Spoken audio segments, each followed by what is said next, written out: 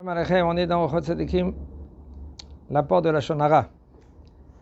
Il nous dit le Rav im tir'e Adam asher yedaber davar o yaseh ma'aseh. Quand tu vas voir un homme, en général, l'homme, il juge. C'est pas trop conseillé de juger. Aval, en malasot, la metziut, elle est que l'homme, il juge. Si tu vois un homme que lui, il fait quelque chose, yesh ladun dvarav ou ma'asav letzad chova ou letzad zchut. Et maintenant, tu vas commencer à juger où c'est le côté positif ou le côté négatif, ou qu'il est coupable ou il n'est pas coupable. Imu yireh Elokim, si un homme, lui, il a la crainte d'Akadosh Baruch Hu, tu vois qu'il est religieux, Shomer Shabbat comme il faut, tu vois qu'il est un homme qui est respectueux, Shomer Torah, mitzvot. Nithayev, on est obligé de le juger le côté positif. On est obligé. Ve'evedan et kol ha'adam lekav zchut. C'est une mitzvah de la Torah. C'est très difficile parce qu'un homme, lui, il juge. Et quand il juge, en général, il accuse. Même que ça va pencher plus que le négatif que maintenant positif. Si maintenant c'est un homme que lui qu'il est benoni. Benoni, ça veut dire moitié-moitié. Des fois, il trébuche. Des fois, il se comporte comme il faut. Des fois, il trébuche. Donc, comment nous, on va considérer la chose? Comment nous, on va voir les choses? On va, même que c'est dans un doute, on doit maintenant faire pencher le côté positif.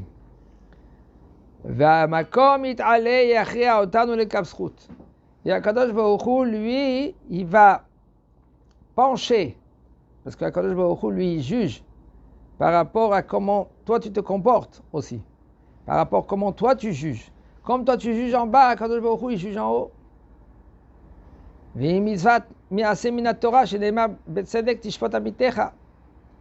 c'est une mitzvah assez de la Torah parce que c'est écrit dans la Torah, dans Vaikra, Yotet, Betzedek avec justice, Tishpot, tu vas juger ton prochain Amitecha. Même que lui qu'il est moitié-moitié. Et si maintenant tu sais presque un gros pourcentage que ça va plus au côté négatif que le côté positif. Alors maintenant, il y a davar etzlecha kmo safek al techeo lekav chova. Il faut que toi tu comprends que en fin de compte, safek c'est quoi? Dans un doute, c'est mieux pour toi de ne pas trancher. Mais ça dépend.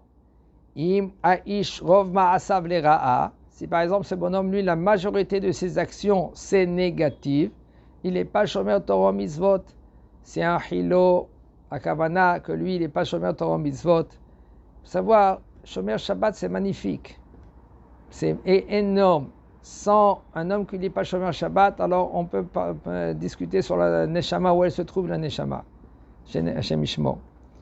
Aval, ça ne suffit pas. Dans la Torah, il faut faire les 613 mitzvot. Même qu'un homme qui est devant, et maintenant il a commencé à faire tchouva, doucement, il commence à s'améliorer. Encore une autre mitzvah. Ve'yadata ki en yirat Hashem yit'ale belibo. Et tu sais que lui, il n'a pas yirat shamayim, ce bonhomme. Tachria ma'asav ou le dvarav lekav chova. Qu'est-ce que tu vas pencher? Tu vas faire pencher maintenant ses actions au côté négatif. Okay? Comme par exemple, une fois il y avait un maasé avec le Rav Yitzhak Abarbanel. Le Rav Yitzhak Abarbanel, c'était le conseiller du roi, c'était celui qui gérait en Espagne la royauté avec les trésors, tous les trésors. Et voici que le roi il est venu vers lui et il a dit Rav Abarbanel, j'ai une petite question. C'est écrit dans la Torah que, vous savez, les chrétiens, eux, ils ont la Bible. Mais ils comprennent la Bible à leur manière à eux. C'est écrit que voici que Esav, quand lui il est venu vers son papa, et ce que son papa il lui a dit, écoute mon fils, va et prendre des petits brebis, et tu vas me faire à manger, comme ça je peux te bénir. Et avant cela, quand il est parti, Chachamim, ils ont dit qu'il a fait 5 avérotes graves. Il a été avec une fille qui était Moharassa, une fille qui était fiancée, il a tué quelqu'un. Le Midrash raconte qu'est-ce qu'il a fait. Il a fait 5 avérotes graves. Et la Torah elle a dit que lui, il a fait les 5 avérotes. Midrash il raconte aussi. Il pose le roi et il dit, mais pourquoi maintenant vous avez collé sur lui le fait qu'il est un brigand, il a été avec cette femme qui était mariée, il a tué quelqu'un, etc. 5 graves fautes.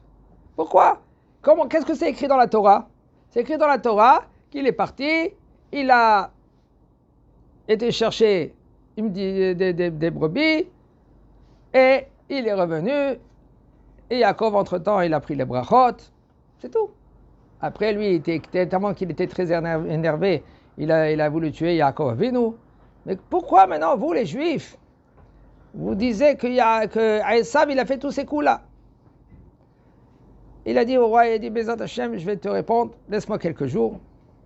Voici un jour, 2 jours, ils sont passés.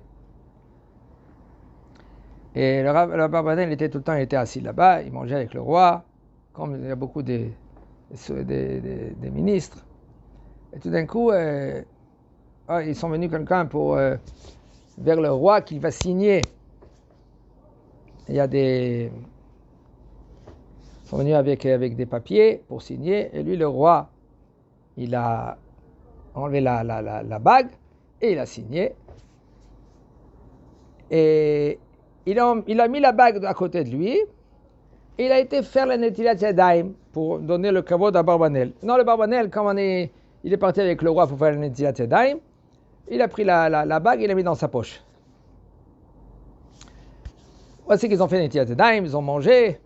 Après qu'ils ont fini de manger, le roi il tourne la tête, il dit voilà ma bague.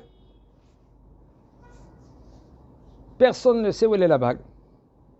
Il a commencé à soupçonner, celui-là, tout d'un coup, il a fait sortir un par un, et il y avait un noir là-bas qui travaillait, que lui qui ramassait la vaisselle, par terre, tout cela. Tout d'un coup, il a dit c'est lui. Ils l'ont attrapé, ils ont commencé à lui donner des coups. Et le Barbanel, il regarde le roi, et il rigole. Il reçoit des coups. Tout d'un coup, le roi, après que ils n'ont pas trouvé la bague, il est venu vers le Barbanel et il a dit pourquoi tu rigoles?